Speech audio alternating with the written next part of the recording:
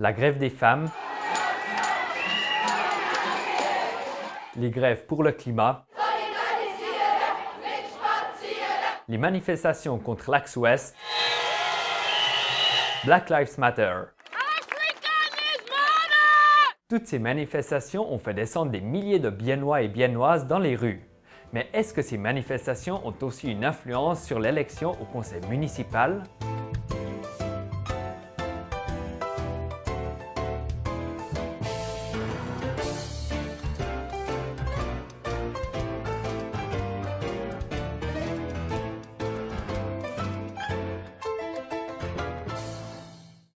L'automne passé, les Verts et les Verts libéraux ont gagné des sièges au Conseil national.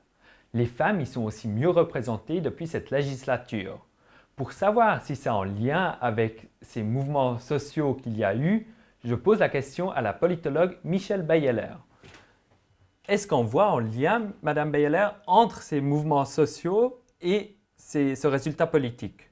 Oui, cette fois, j'ai pensé que ça a vraiment un effet parce qu'on avait les protestes, les mobilisations très très larges.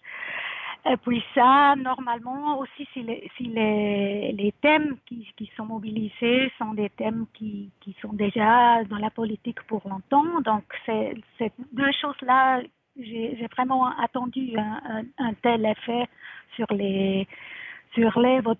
Et c'est quelque chose qui influence donc aussi l'agenda politique.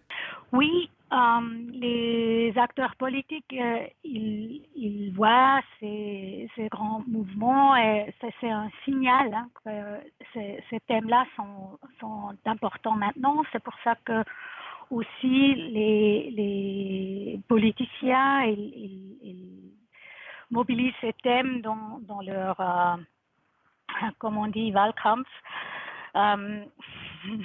Et c'est donc aussi les personnes qui sont mobilisées dans ces protestes qui votent plus, qui sont plus mobilisées pour la politique. Pour retrouver ma prochaine invitée, je suis à la place centrale, lieu qui accueille régulièrement des manifestations. À Bienne, il y a la liste Passerelle qui ne se dit pas être en parti mais en mouvement citoyen. Sur cette liste pour le conseil municipal, il y a 2 candidats et candidates qui sont d'idéologie de gauche. Avec moi se trouve la présidente de Passerelle, Ruth Tenenbaum. Pourquoi est-ce que pour vous c'est important de différencier parti de mouvement citoyen? Justement, nous, on est un mouvement citoyen qui n'est pas de manière idéologique, mais qui défend des valeurs écologiques et sociales et qui est créé à Bienne parce qu'il y avait des soucis locaux et qu'il n'y a pas un programme national d'un parti qui nous guide. On est tout à fait indépendant dans nos propos. Est-ce que vous pensez que comme ça, vous pouvez plus facilement gagner des voix de personnes qui manifestent? Je pense que Passerelle a été créée par un malaise politique, justement pour faire les citoyens, activer les citoyens, participer à la vie publique. Et je pense que nos valeurs et ce qu'on défend peut justement aussi atteindre ce public qui a un malaise avec certains projets, certaines actions qui se font à Bienne qui ne correspondent pas à la volonté de la population. Merci, Ruth Tenenbaum. Je suis de retour avec la politologue Michelle Beyeler.